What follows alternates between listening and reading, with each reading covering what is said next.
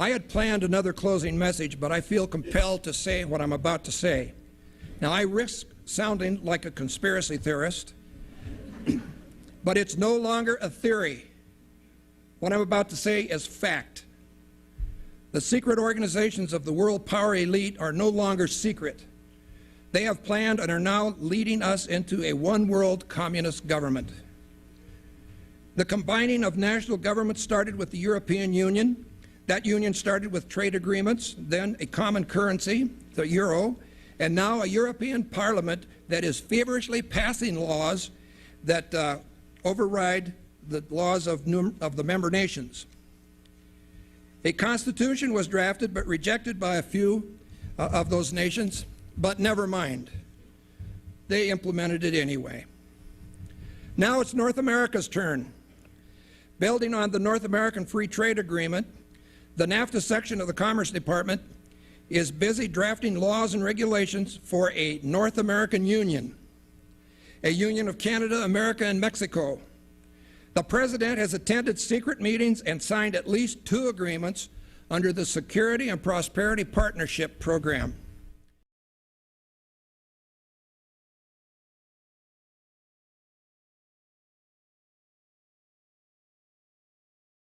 Dnešní systém rozhodování v Evropské unii je něčím jiným než historií prověřenou a v historii osvědčenou klasickou parlamentní demokracií.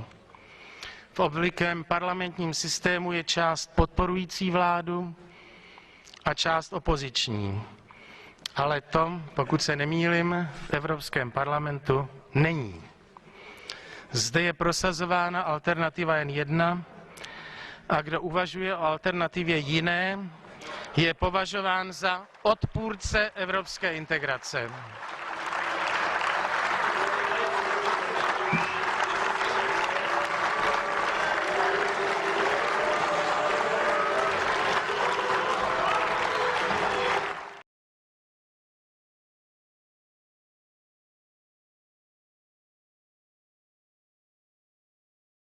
Dieses Europäische Parlament eine wichtige Institution ist. Wären wir heute nicht so einflussreich, wären wir heute nicht der Gesetzgeber in 75% der Fälle und wären wir nicht mit dem Vertrag von Lissabon der Mitgesetzgeber in nahezu 100% der Fälle, dann in der Tat wäre es so, dass die Bürokratie in Europa entscheiden würde. Aber jetzt entscheidet das Europäische Parlament. No one's ever told us before the fact that 75% of the laws by which we live every year aren't made in Westminster, aren't made by the MPs we vote for, they're made by these Brussels institutions. Literally everything, from whether our local post office is going to close to a collection of bins, is decided here in Brussels. And it's the story that nobody wants you to know.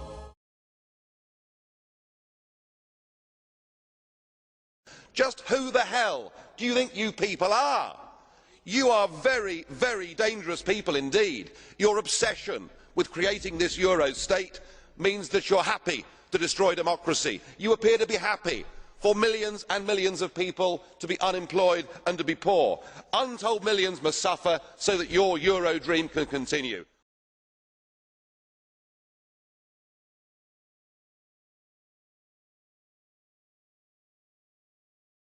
France wishes to participate, not to give grand speeches or give lectures, but to lead a troubled world into a new era of world governance. In today's world, this world of ours, we cannot leave anyone out of the global, worldwide solution that we need to this crisis. The international financial system, its basic principles and regulations, and its institutions need reform. We need a new global financial order.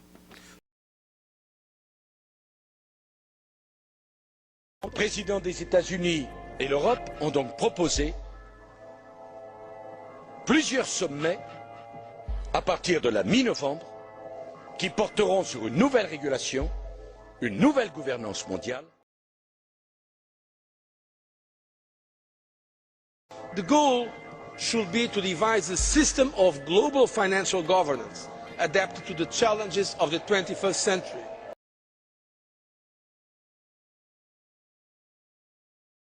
In 2009 is also the first year of global governance, with the establishment of the G20 in the middle of the financial crisis. The climate conference in Copenhagen is another step towards the global management of our planet.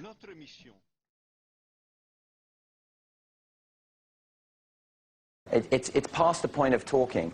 We know historically that the global governance the sort of agenda to these issues is very hard to try and, with all the best intentions, it's very hard to actually activate.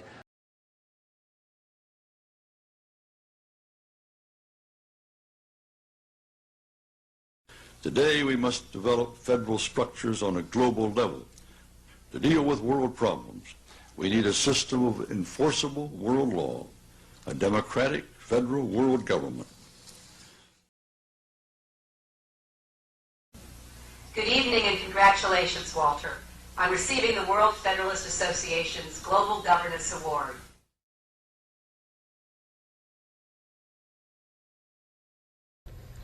On the outskirts of the national capital today, black limousines with darkened windows converged on a hotel where private security guards imposed ironclad control. The limos carried royalty, political power brokers, and industrial titans to a secret meeting that will last all weekend. It's known as the Bilderberg Group. Could their objective be world domination? Rockefeller frontman Henry Kissinger is always a key participant. Here you see the president of the CFR, Richard N. Haas, followed by Vice Chairman of Rothschild Europe, Franco Barnaby, who is speaking with Henry Kravitz, and behind them is Richard Holbrooke, former U.S. Ambassador to the United Nations. The head of Daimler Chrysler, Jürgen Erich Schrempp, arrives by helicopter. Here, the owner of the Washington Post, Donald Graham, escorts Indra Nooyi, the head of PepsiCo. Queen Beatrix of the Netherlands, whose father, Prince Bernhard, founded Bilderberg, is a leading figure in the group. Of course, globalist kingpin David Rockefeller, seen here with his bodyguard, James Ford, always attends. The then newly appointed World Bank chief, Paul Wolfowitz, is photographed at Bilderberg 2005. It has been reported that Wolfowitz had attended previous meetings, while still the Deputy Secretary of Defense, a violation of the Logan Act.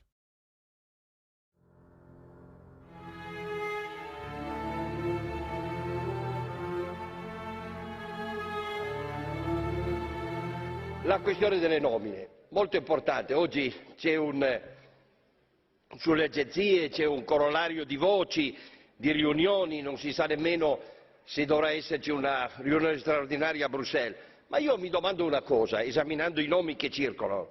Per esempio, mi limito a tre: Balkenende, Miliband e Van Rompuy. Ma è mai possibile che nessuno abbia osservato che tutte e tre sono frequentatori delle riunioni, vuoi del Bilderberg, vuoi della trilaterale? Beh, io credo che si debbano stabilire dei principi di trasparenza, tanto sovente indicati a parole dalle nostre istituzioni, e si debba chiedere con chiarezza a queste persone se sono i candidati del loro paese nelle forze politiche o di questi gruppi occulti che si riuniscono a porte chiuse e decidono sulla pelle e sulla testa dei popoli.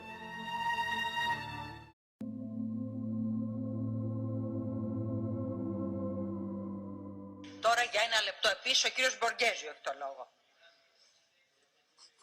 Noi discutiamo su questi vari argomenti. Negli Stati Uniti è molto vivo il dibattito su una questione che io ritengo centrale, cioè il ritorno ai principi della legge Glass-Steagall, della separazione delle banche ordinarie dalle banche di speculazione che hanno causato i gravissimi guasti di cui le nostre economie e i nostri popoli stanno pagando pesantemente il prezzo. E mentre qui ci vengono presentate delle soluzioni, una decina di giorni fa, nel chiuso e nel segreto delle riunioni del club Bilderberg, molti esponenti dell'alta burocrazia e delle leadership politiche europee si sono riuniti probabilmente per dare le direttive alle direttive che poi verranno presentate al Parlamento europeo.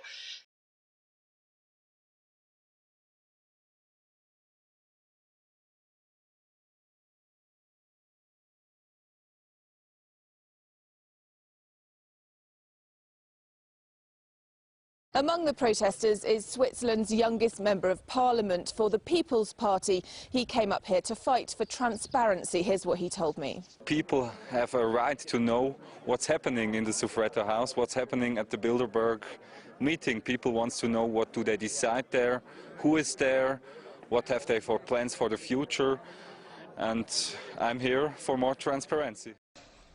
Thank you, Mr. President. The Commission have recently replied to my written question confirming that Commissioners Almunia and Kroes attended the Bilderberg meeting in St Moritz in June. The Commission cannot tell me details of what was discussed, but assure me that the Bilderberg meetings do not take decisions. If Bilderberg meetings are just talking shops, why do the most important and powerful figures from around the world, including George Osborne, the Chancellor of the Exchequer, bother to attend? And what other summit of world leaders in politics, finance and business would go completely unreported in the mainstream media, such as the BBC? It is impossible not to reach the conclusion that the non-reporting of these events is anything other than a conspiracy between the organisers and the media. It merely confirms the belief of many that the hidden agenda and purpose of the Bilderberg Group is to bring about undemocratic world government. It's a disgrace that the European Commission is colluding in that. Conspiracy theorists say that the ultimate Bilderberg agenda is on world government. I think that's exaggerated, but not totally unfair, in the sense that those of us in Bilderberg really felt that we couldn't go on forever fighting one another for nothing and killing people and render millions homeless, and to the extent that we could have a single community throughout the world would be a good thing.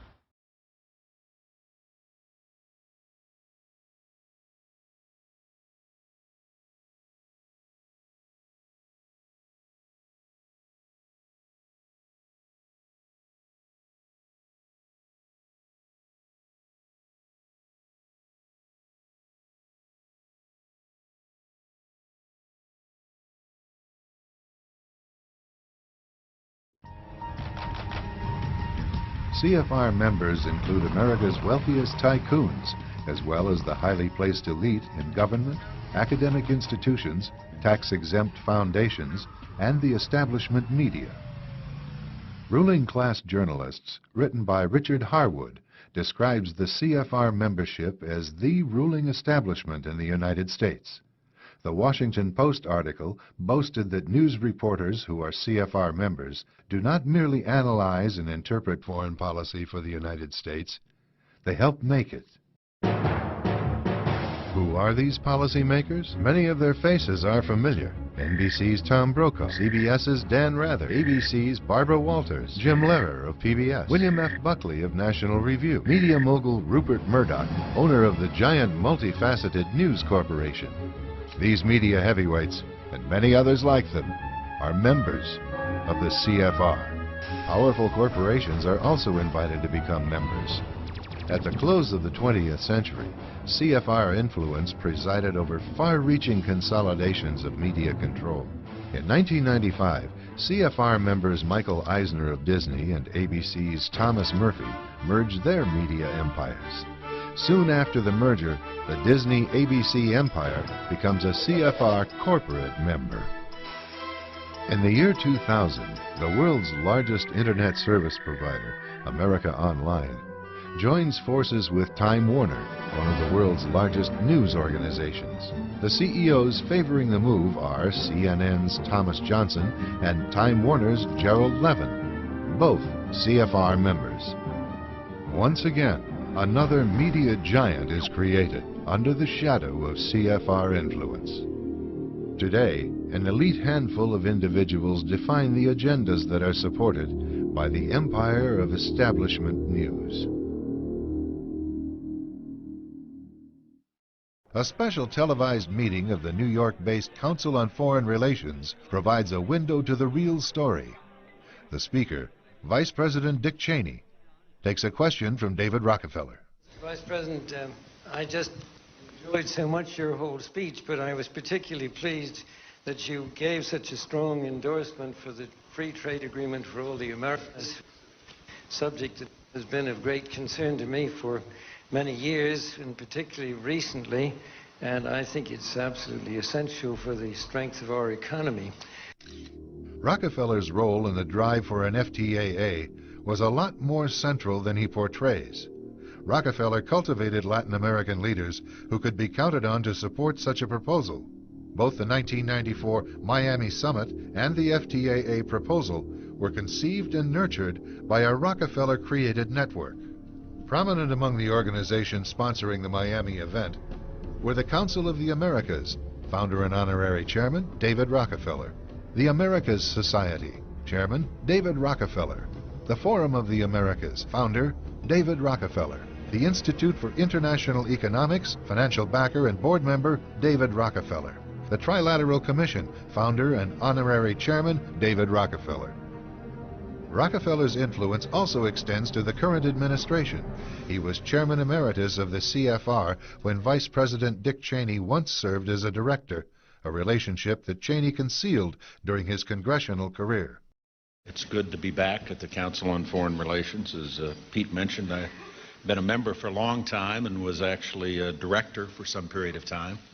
I never mentioned that when I was campaigning for re-election back home in Wyoming. Thank you very much, Richard, and I am delighted to be here in these new headquarters. I have been often to, I guess, the mothership in New York City, but it's good to have an outpost of the Council right here down the street from the State Department. We get a lot of advice from the Council, so this will mean I won't have as far to go to be told what we should be doing and how we should think about the future.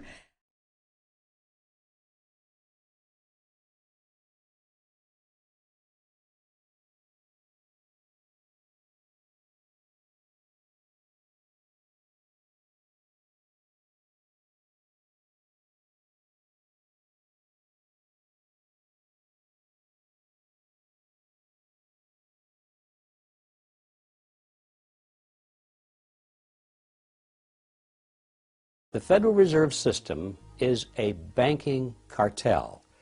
It's no different than a banana cartel or an oil cartel or the sugar cartel. It just happens to be a banking cartel.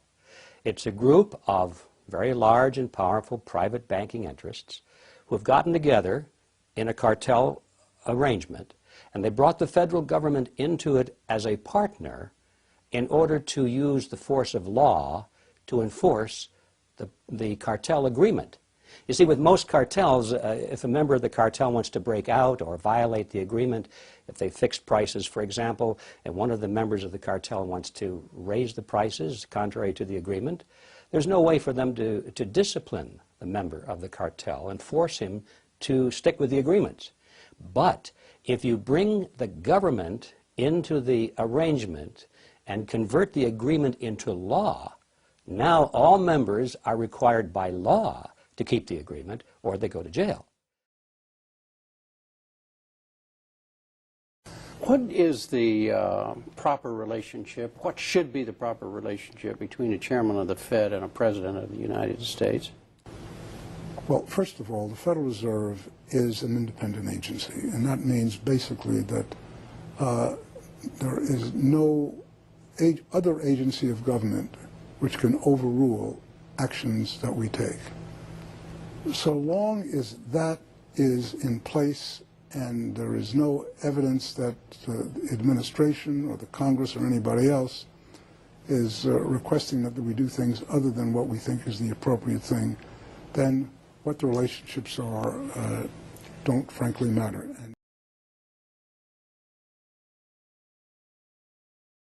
Time of the gentleman's expired. Senator Sanders. Thank you, Mr. Chairman. Welcome, Mr. Chairman. We have spent a lot of time in Congress talking about the $700 billion TARP bailout, which I voted against as it happens. Not a whole lot has been talked about with regard to the $2.2 trillion that the Fed has lent out. Now, I find that absolutely extraordinary that I wrote you a letter and I said, hey, who'd you lend the money to? What were the terms of those loans? How can my constituents in Vermont get some of that money? Who makes the decisions? Do you guys sit around in a room? Do you make it? Are there conflicts of interest? So my question to you is, will you tell the American people to whom you lent $2.2 trillion of their dollars? Will you tell us who got that money and what the terms are of those agreements? We explain each of our programs. In terms of the terms, we explain the terms exactly. We explain what the collateral requirements are. We explain what to whom did you explain that? It's on our website. Yeah, okay. So all that information is available in our commercial paper program. And who got the money? Hundreds and hundreds of banks. Any bank or that has access to the U.S. Federal Reserve's discount. Will you tell us who they are? No, because the reason that is counterproductive and will destroy the value of the program is that banks will not come to the discount. Isn't that too bad? Sorry? In other words, isn't that too bad? They took the money, but they don't want to be public about the fact that they received it. We heard a whole lot about AIG. They're on the front pages. These are very now, I got banks and I have businesses in the state of Vermont who are in a lot of trouble. Not banks. Our banks, by the way, are doing pretty well. Now, how do these guys who are honest business people get it? Do you have to be a large, greedy, reckless financial institution to apply for these monies? There is a big thing that's going to happen in London at this G20, and then they're hiding it, they're camouflaging it, they're not talking about it. Coordination of international regulation. What they are going to do is to put our Fed and our SEC under the control, in effect, of the IMF. Oh, come on. They're You gonna believe take, they'll do this? That's what was in the draft agenda. They call it coordination of regulation. What it really is putting the American economy under international regulation. Yeah. And those people who have been yelling, oh, the UN's going to take over global Conspiracy government. theorists. They've been crazy, but now they're right. Yeah, well, when Geithner, It's happening. When Geithner said he would be open to the idea of a global currency last Exactly, week, yeah. those conspiracy people had said and suggested that for That's years. right. You're not wrong. You're not wrong. And you know, it's what they always do at these conferences is they have the center show is here, and the side show they don't want you to pay attention to. Right. The center show is the size of the stimulus packages. The real show is international regulation of the financial institutions, which is going to happen under the IMF control. And remember, the IMF is run by Europeans, the World Bank by Americans. DickMorris.com. Thanks, Dick. Thank you. Appreciate it. The dollar is the most widely used currency in the world, and this makes the global economy dependent on the policies of the Federal Reserve. The idea of a supranational currency independent of sovereign states is not a new one, but this is the first time an institution of such importance has made the proposal. The United Nations says it wants to go back to the idea of special drawing rights, or SDRs, and make it into a proper currency. The International Monetary Fund will then provide liquidity when and where it's needed. What sort of a financial deal should Obama be seeking to strike when he travels to China next month? No, I think this would be the time, because you really need to bring China into the creation of a new world order, financial world order. They are kind of reluctant members of the IMF. They play along, but they don't make much of a contribution because it's not their institution. Their share is not commensurate. Their voting rights are not commensurate to their weight.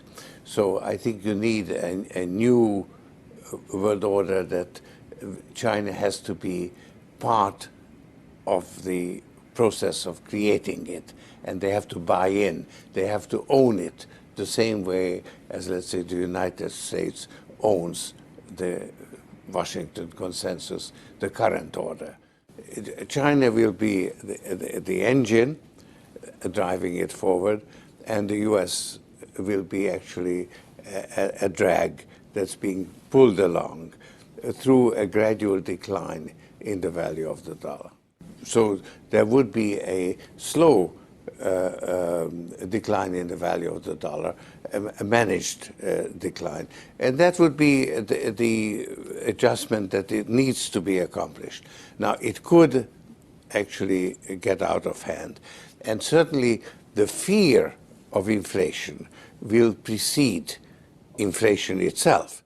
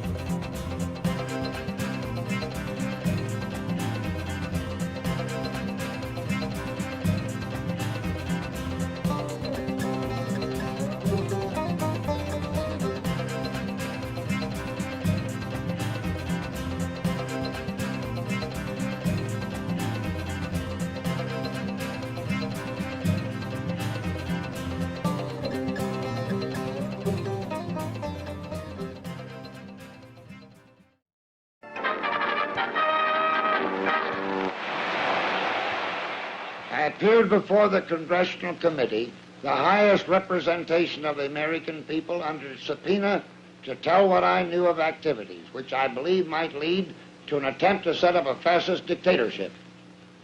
The upshot of the whole thing was that I was supposed to lead an organization of 500,000 men, which would be able to take over the functions of government.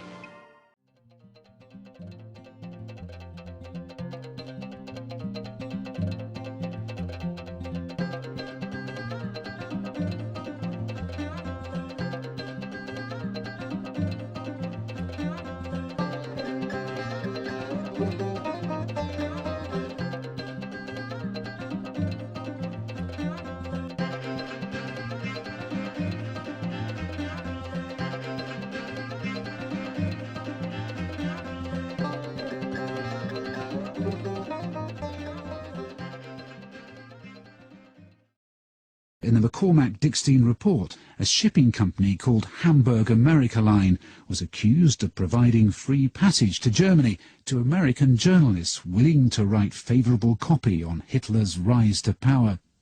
The company is also alleged to have brought Nazi spies and pro-fascist sympathisers into America. John Buchanan has studied this later section of the report and has discovered that one of the company's managers came from a very famous family. The thing that surprised me most was to discover in the documents that this company, Hamburg America Lines, had in fact been managed on the U.S. side at the executive level by Prescott Bush as part of a web of Nazi business interests that were all seized in late 1942 under the Trading with the Enemy Act.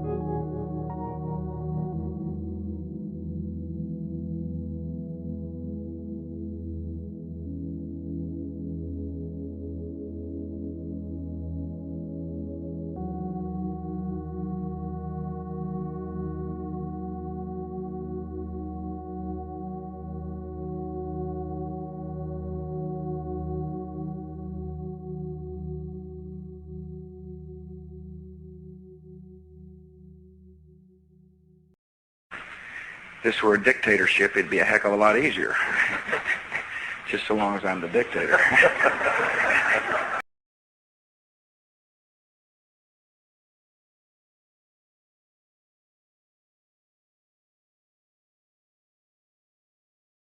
Famous alums include Senators John Kerry and John Chafee, to name two, cabinet secretaries such as Averell Harriman, and 3 presidents, William Taft, George Bush, and George W. Bush, who's been reluctant to talk about Skull and Bones. Does it still exist?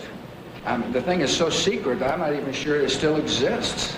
In 2004, Bush versus Kerry was the first all-bonesman presidential election. You both were members of Skull and Bones, a secret society at Yale. What does that tell us? Not much, because it's a secret. You were both in Skull and Bones, the secret society. It's so secret we can't talk about it. What does that mean for America?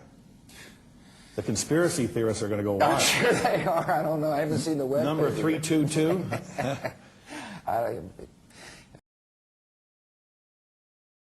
Were you a member of Skull and Bones in college and Bush? Were you in the same secret society?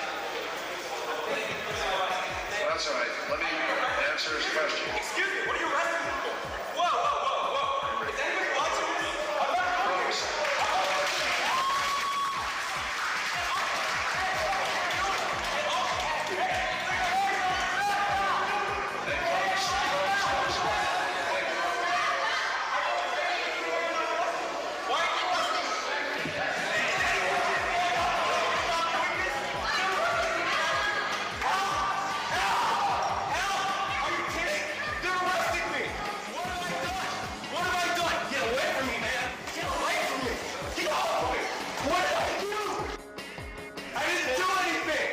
Don't taste me, bro! Don't taste me! I can't do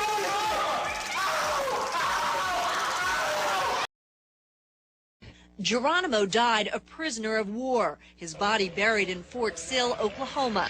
Now, 100 years later, his family is suing to get his remains back. After a while, you know, it hurts you inside. Harlan Geronimo is the warrior's great-grandson. He and other descendants are suing Yale University and the secret society known as the Order of Skull and Bones, claiming Geronimo's skull was stolen back in 1918 by Yale students, members of the secret order. One of the alleged grave robbers, Yaley Prescott Bush, the father and grandfather of Presidents 41 and 43. When you desecrated a grave like of this nature, you know, you upset the spirits. And sooner or later, you know, the spirits will come after you. For decades, members called bonesmen dismissed the suggestion as a hoax. But a bonesman's letter written in 1918, discovered 2 years ago at Yale, suggests otherwise. Quote, the skull of the worthy Geronimo the Terrible exhumed. Now, safe inside, the T. T is believed short for the tomb, the bonesman's private club.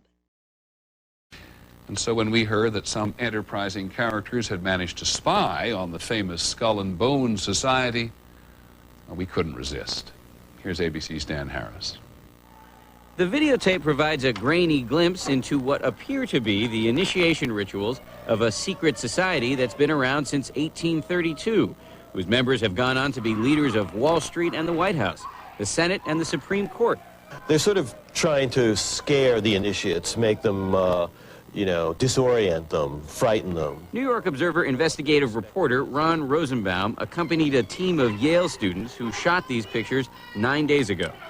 Rosenbaum's curiosity about Skull and Bones was permanently piqued when, as a classmate of George W. Bush, he lived right next to the Tomb, the group's heavily fortified home. From their perch, Rosenbaum and his cohorts taped the Tomb's courtyard. What they captured, they say, was initiates, known as neophytes, being forced to kiss a skull, then members performing a mock killing.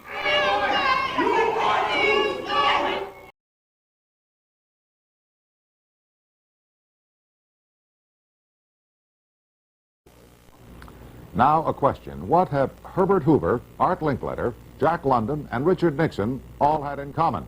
Well, they've all been members of the exclusive all-male Bohemian Club in California, where every year at this time, the elite from around the country get together for 2.5 weeks of fun and games.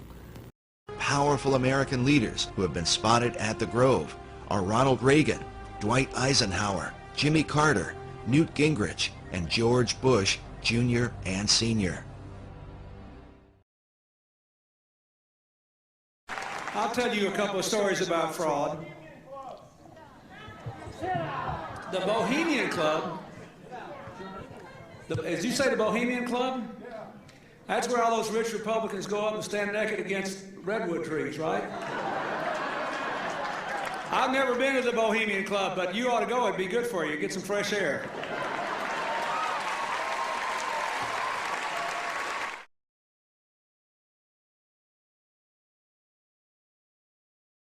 I am a happy member of the Bohemian Grove. I like the folks who come there, and it's really inappropriate for me to talk about the group beyond that. Thank you. Have you been there for the ceremony with the cremation of care? Frankly, I don't think that's something I need to talk to you about. Really? That's right. Well, I'm Alex Jones, and I snuck in there in 2000. I'm the guy that blew it wide open and got the video, and it's been on national TV. Well, I disrespect you for that. You do? I do. But it's a lot of big public officials going in there. Don't we deserve to know? You took I don't know anything about you, and I don't know anything about your film. But if you go in there with an understanding, you violated that understanding by releasing that film, and I don't respect you for that. Really? But we have public officials I'm sorry, you took an understanding when you went in there that you would not do that film. And did you have an understanding when you went in there? No. Did you crash it? Yes. Yeah, and it has no trespassing signs there too, doesn't it? No, they put them up after. Oh, I'm sorry. Just walked in. I'm sorry, sir. I've been there before. I know what the circumstances are, and I'm sorry you violated the understandings. That was not a gentlemanly thing to do. But what about the ritual? Is the ritual genuinely?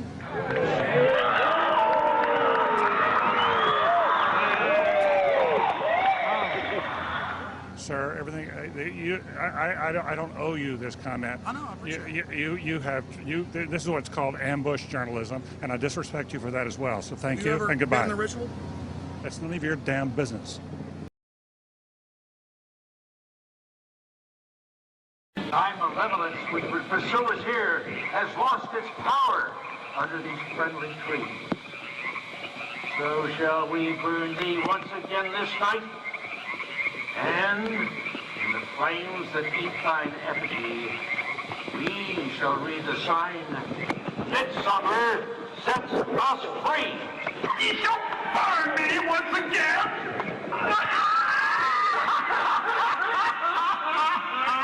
Now but these slain, which hither ye have brought from regions where I reign, ye fools and priests, I spit upon your fire. Wow. Great son of all mortal wisdom, Owl of Bohemia, we beseech thee, grant us thy counsel. Begone, dull care. Fire shall have its will of thee. Begone, dull care. And all the winds make merry with thy doubts. Hail, fellowship's eternal flame. Once again, midsummer sets us free.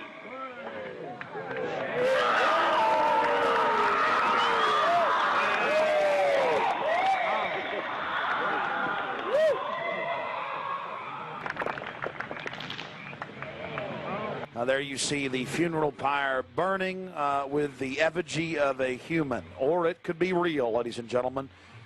There's been a lot of strange going-ons in that area of Northern California, but this is what the establishment is into right here in America, the cremation of care. And this was July 15th, 2000.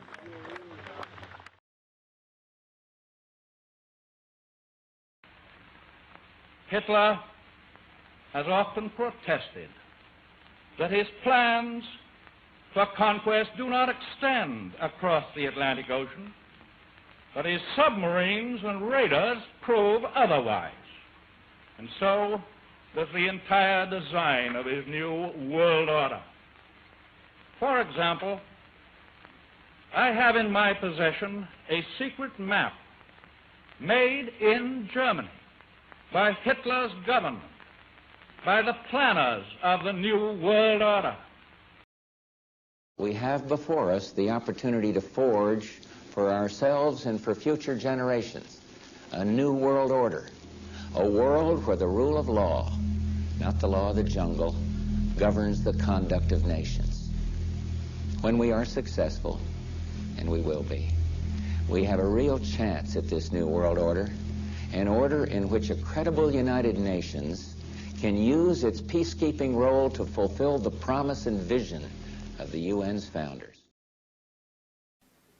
The transatlantic partnership was never just the foundation of our security.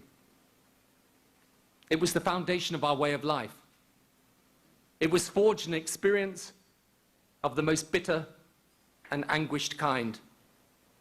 Out of it came a new Europe, a new world order, a new consensus as to how life should and could be lived. From 1945 and the end of the war through 1989 and the end of the Cold War, we had a worldview. Republican and Democratic presidents alike, from Harry Truman to George Bush, stood for freedom and stood for certain propositions that would make America strong and healthy and grow the middle class and shrink poverty and stand against communism. And after 1989, President Bush said, and it's a phrase that I often use myself, that we needed a new world order, and instead it looks like we got a lot of disorder. В своем движении в другом направлении, к новому мировому порядку, к новой цивилизации. Even that does not describe why the world has changed so much and why the world has turned so much toward a new world order and a new kind of civilization. I think a new world order is emerging, and with it the foundations of a new and progressive era of international cooperation. We have resolved that from today we will together manage the process of globalization to secure responsibility from all and fairness to all. And we've agreed that in doing so, we will build a more sustainable and more open and a fairer global society. In the name of France, I call upon all states to join ranks in order to found the new world order of the 21st century. امروز نظم ناعادلانه حاکم به پایان راه خود رسیده است. آشکارا روشن شده است که ما نیازمند یک نظم جدیدیم. What do you think the most important thing is for Barack Obama? Obviously, you're here to talk about the anniversary for U.S.-China diplomatic relations, but if you had to say this is going to be the country or the conflict or the place that will define the Obama administration, what would it be? I think his task will be to develop an overall strategy for America in this period when really a new world order can be created. It's a great opportunity. It isn't just a crisis. They also created the Great Seal of the United States. And that Great Seal of the United States has on it Novus Order Seclorum, a new order for the centuries, for the ages, forever. Wallace wrote that Roosevelt, as he looked at the colored reproduction of the seal, was first struck with the all-seeing eye, a Masonic representation of the great architect of the universe. Next, he was impressed with the idea that the foundation for the new order of the ages had been laid in 1776, but that it would be completed only under the eye of the great architect. America's secret destiny is involved in the Latin phrases Annuit Septis Novus Ordo Seclorum, announcing the birth of the New World Order, and that's what their goal is. The New World Order will be worldwide when it's instituted in the near future.